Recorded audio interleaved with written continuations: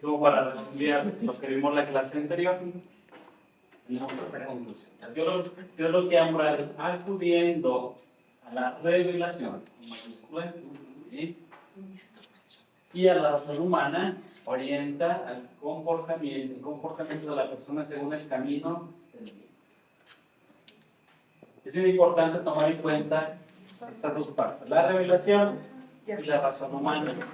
Hay un documento del Papa Juan Pablo II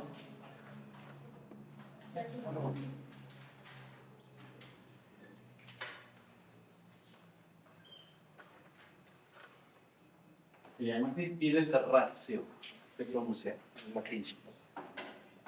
Y se traduce la fe y la razón. La fe y la razón. Quiere decir que no vamos a actuar en cuestión de moral y en todo lo que es la teología de manera irracional, porque a veces así lo pensamos, a veces así lo concebimos, ¿verdad? Pues es que así dijeron, pues es que así está escrito, ¿no? La fe está de acuerdo con la razón. De hecho, digo que en este documento, la introducción del Papa Juan Pablo II, hace una comparación muy bonita, hermosa, y dice: la verdad es como un ave que tiene dos alas. Una es la fe y la otra es la razón. Y sin una de las dos, la verdad no va a volar. Entonces tenemos que tenerlas las dos en consonancia, en concordancia. Si pueden leerlo también. Piden el ratio. Una ala es la razón y la otra es la revelación. Y si la verdad vuela, pues las dos son necesarias las dos. Entonces la teología moral de esta manera actúa también. Y de aquí concluimos lo que luego en la moral llamamos el imperativo moral: hacer el bien y evitar el mal. Esa es la norma más simple, más sencilla, pero la que todo ser humano, sea de la religión que sea del país, de la nación, del pueblo que sea, alcanza a identificar por la sola luz natural de la razón. Y se ve afirmado, lo he afirmado a través de la revelación. ¿Sí? Hacer bien y evitar el mal. ¿Sí? Por eso le llamamos imperativo moral, quiere decir lo que debemos de hacer. Imperativo, o sea, nos obliga a todos. ¿Sí? Ahora tenemos que analizar la metodología que utiliza la moral para determinar si algo es bueno o no. ¿Sí? Hasta aquí estuvimos definiendo lo que es la teología moral, viendo cuál es la raíz, de dónde viene la palabra. ¿Se acuerdan que vimos moral y ética, que tienen la misma raíz? Pero la ética la aplicamos en la actualidad al plano de la filosofía, la moral al plano de la teología. Vamos a ver pues ahora la metodología. ¿Qué significa metodología?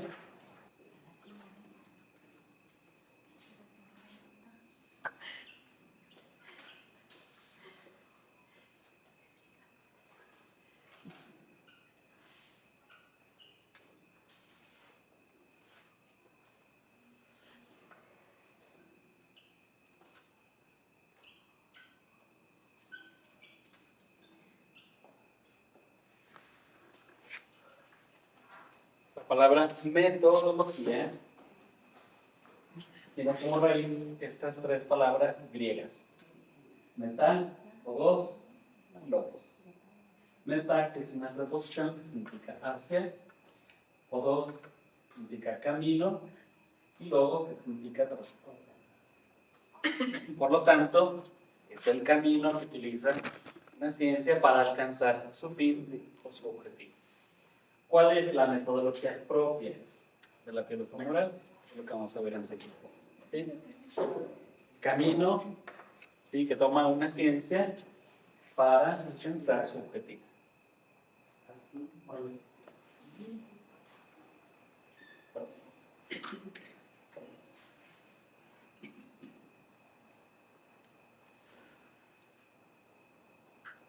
Yo les decía en la primera clase, vamos a ver la metodología, que por cuestiones de estudios vamos separando, ¿verdad?, las partes de esa metodología. Es como la hamburguesa.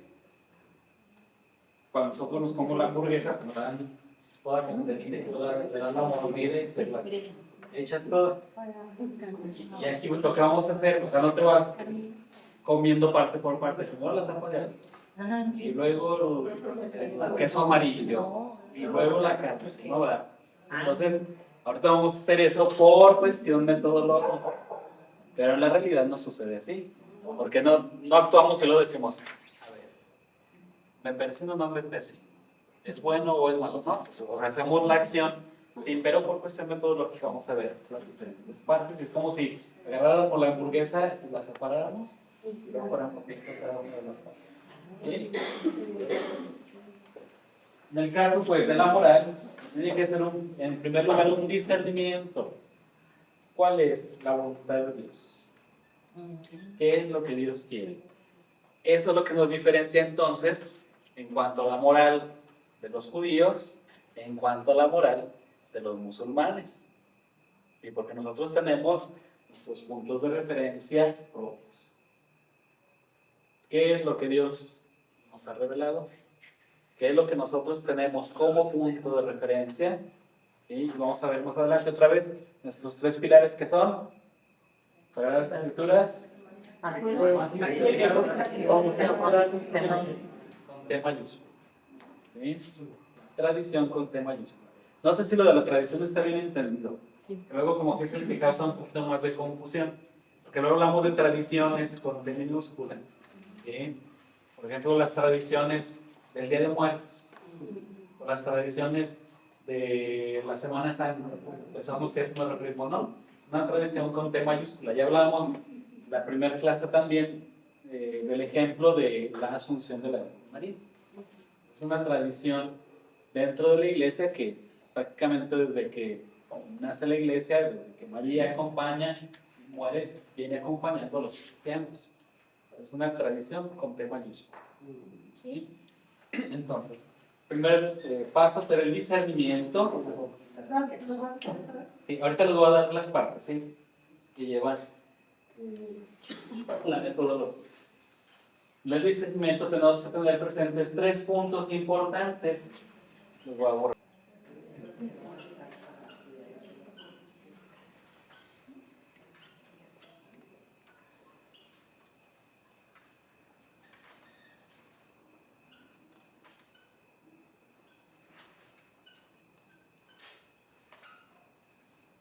Primer punto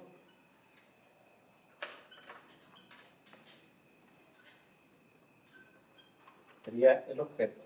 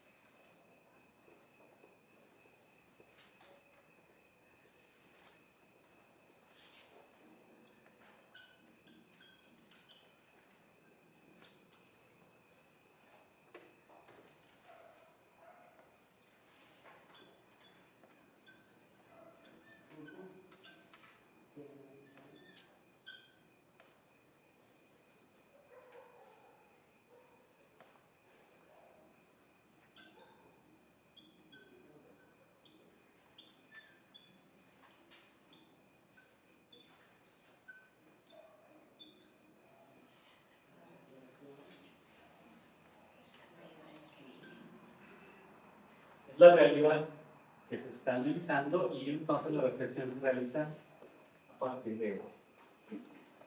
Viene el segundo punto de referencia.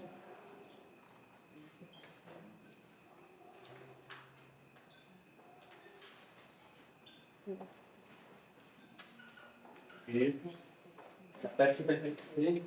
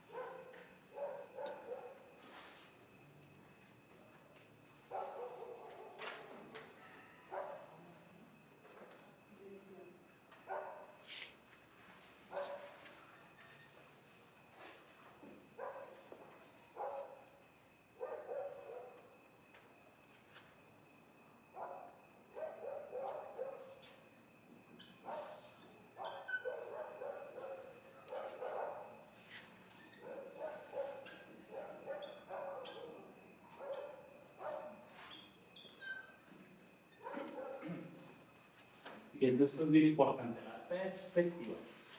Considerar la situación desde Dios en la persona de Jesucristo, que es lo que define como cristiano nuestra forma de actuar. Qué importante.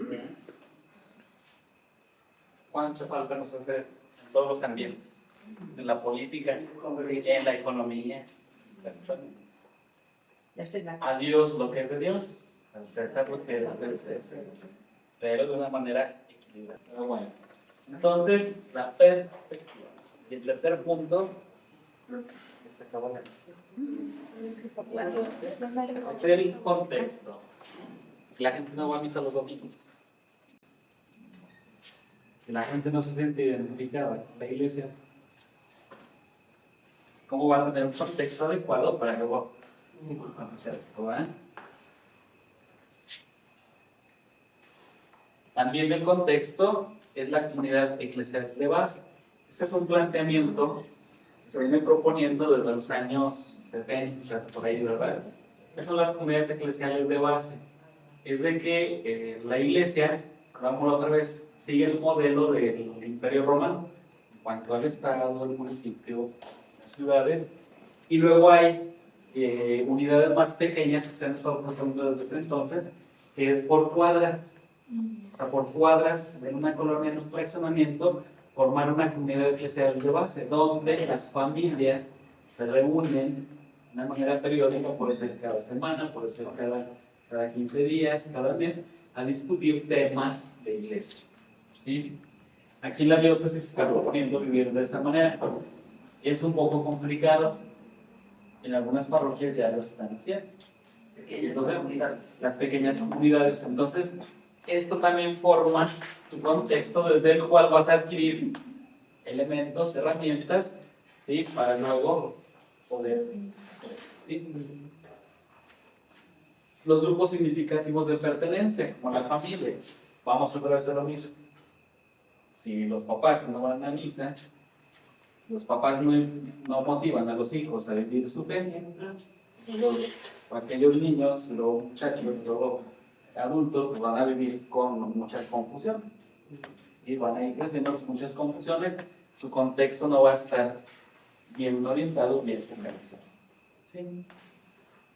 Puede haber grupos significativos de referencia, como lo son la propia familia, como lo son el MPC, como son la Acción Católica, como son todos los grupos que existen dentro de la iglesia.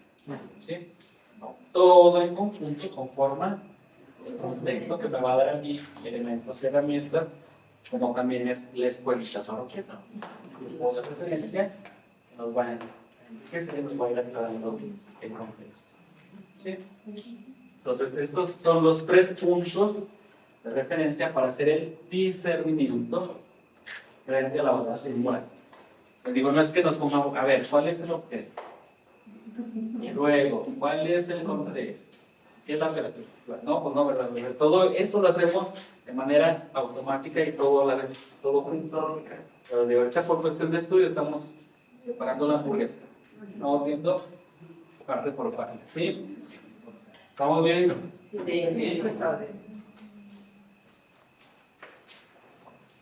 Una vez que aplicamos esta metodología del discernimiento, es necesario dar una conclusión y decir lo que estamos analizando es bueno o malo.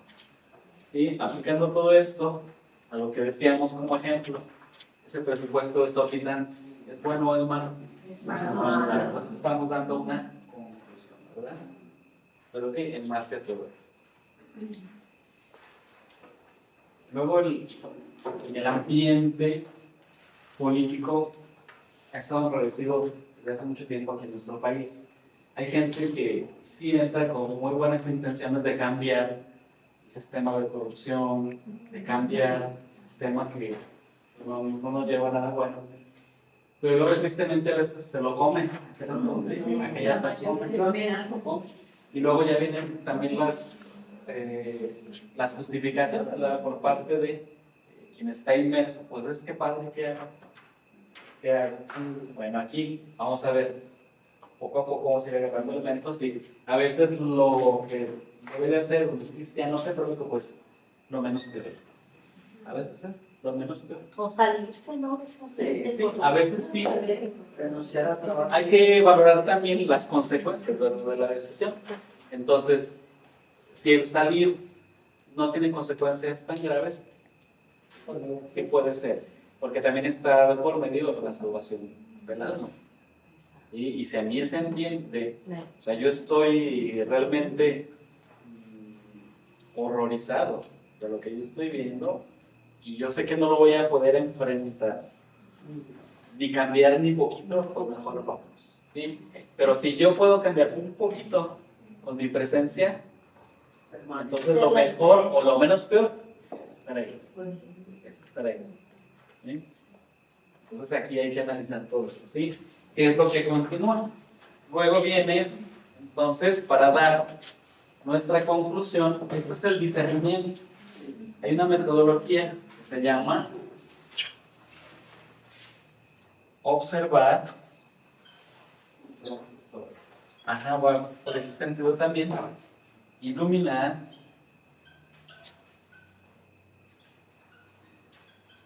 y proponer.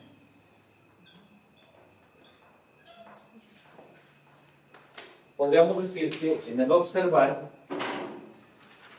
está incluida la metodología, ¿verdad?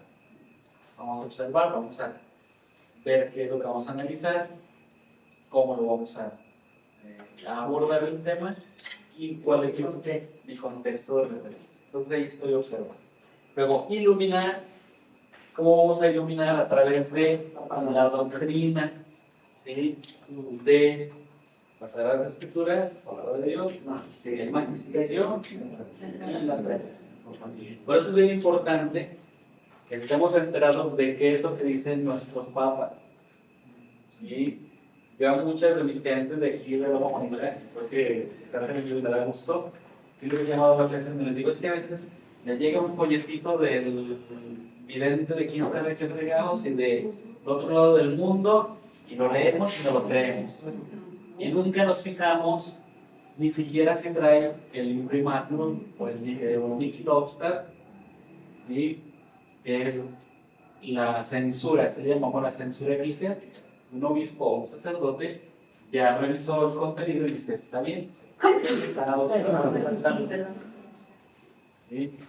Y nos creemos eso y no leemos los documentos del Papa. No conocemos ni el Concilio Vaticano II, que todavía ni siquiera lo alcanzamos a aplicar. ¿Alguien sabe en qué años se llevó a cabo el Concilio Vaticano II? En 1973 al 75. De hecho, en ese ínter es cuando muere el Papa Juan XXIII y llega el papado el Papa Pablo VI. Y luego, los documentos de los papas son fabulosos. De todos los papas. Y están los documentos del Papa Juan XXIII. Papa Pío XII, que fue antes de Papa Juan XXIII, no escribió mucho porque estaba de moda la radio, entonces a él le gustaba más dar mensajes por la radio. ¿Sí? Pero ya los anteriores a Pío XII, sí hay documentos. Por ejemplo, León XIII escribe la Rerum Novarum, que es la primera encíclica de tipo social para la Iglesia, y de ahí viene toda la doctrina social. Pero tenemos documentos padecísimos y muy bonitos de los papas, que abordan diferentes temas. ¿Sí? Y el Concilio Vaticano II es muy bonito, es un documento fabuloso que todavía nos está dando mucho. Del Concilio Vaticano II nace el Código de Derecho Económico, que es la ley de la Iglesia, cuanto norma, nace el nuevo catecismo de la Iglesia Católica, ¿sí? Y las otras. Entonces, todo eso es bueno conocer. Si se dan tiempo, vayan poco a poco, y junto con alguna novela también buena, si no telenovela, novela. La historia de la iglesia es fascinante también. También el que quiere y le interese leerla. Hay libros también muy buenos de historia de la iglesia. Hay etapas muy duras, muy difíciles, que no vamos a negar que sí hubo épocas oscuras, ¿sí? De papas que tenían hijos y que sí, cierto, bueno, vamos a ver. Pero eso, en vez de debilitar nuestra fe, la tiene que pensar, porque siendo humanos y débiles, la iglesia no se ha acabado y esto nos demuestra que es obra de Dios, no es obra nuestra. Es obra de Dios, definitivamente. ¿Sí? Pero también ha habido papas brillantes. Y por eso tenemos muchos que han sido declarados santos. ¿Sí? Pero bueno, entonces esa es la iluminación. Luego viene, ahora sí, proponer. En base a todo esto, yo qué puedo decir respecto a lo que estoy diciendo. Por ejemplo, ahorita siempre es bien importante evaluar. ¿Sí? Y esta es la metodología de la teología moral. ¿De acuerdo? Así viendo la hamburguesa. Muy bien. ¿Alguna duda? Y ya se nos acabó el tiempo. Entonces, el discernimiento que se divide en estos tres puntos. Sí. Y la otra metodología también es que se va a eliminar proponer. Sí, es parte de la metodología.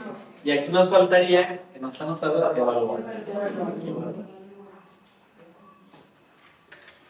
Vean cómo la teología moral también es una ciencia.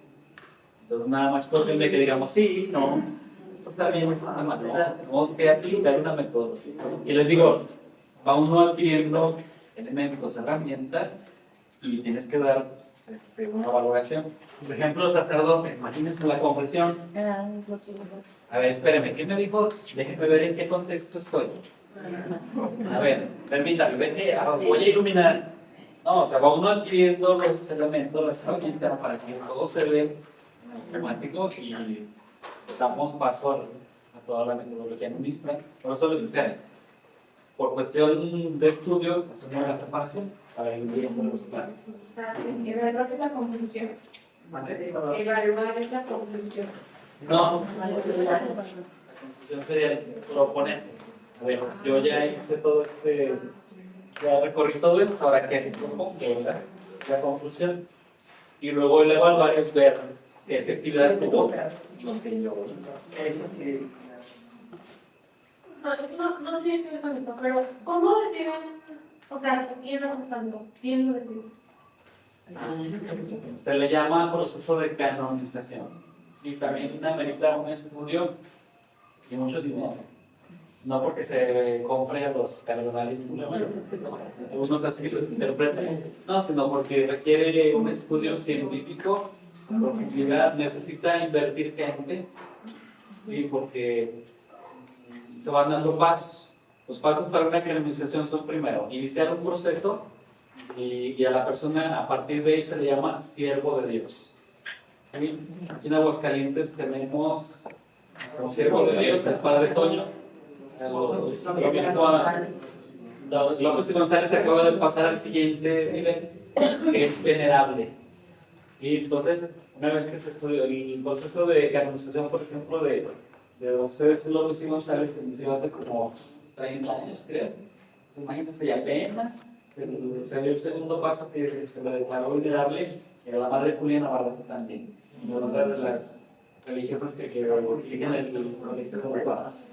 Y luego de ahí, tiene que haber un milagro comprobado científicamente, así, con estudios médicos, y por eso les digo, también requiere mucho dinero para poder hacer ese estudio.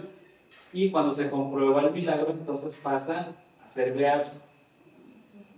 Ahorita no sé si tenemos hasta el más cercano aquí en México es Beato Miguel Agustín Corral, que era un jesuita. Él murió en la guerra cristera. Y luego, para el último paso, que es la canonización, que es cuando se le declara santo, es otro milagro. Pero igual, y aquí no es que la iglesia los haga santos, hay que distinguir eso, ¿verdad? Yo quiero que sea santo por la gente, ¿no? O sea, es que a través de este proceso se demuestra que la persona ya está en el cielo, que es santo. ¿Sí? ¿Y son ateos los que hacen esos estudios? No. Pueden entrar Para que sea, digo, no. Fíjense que en eso el Vaticano es muy abierto, ¿eh? De hecho está la Academia de Científicos que trabajan ahí en el Vaticano y no es gente, o sea, no todos son católicos. Hay gente que es atea y bueno, se les encarga investigar tal o cual cosa y ellos hacen su trabajo. ¿sí? Entonces, acá también, incluso el que entre un ateo dentro de un proceso de estudio le da más veracidad, sí, le da más veracidad. ¿Sí? Bueno, muy bien, vamos a terminar.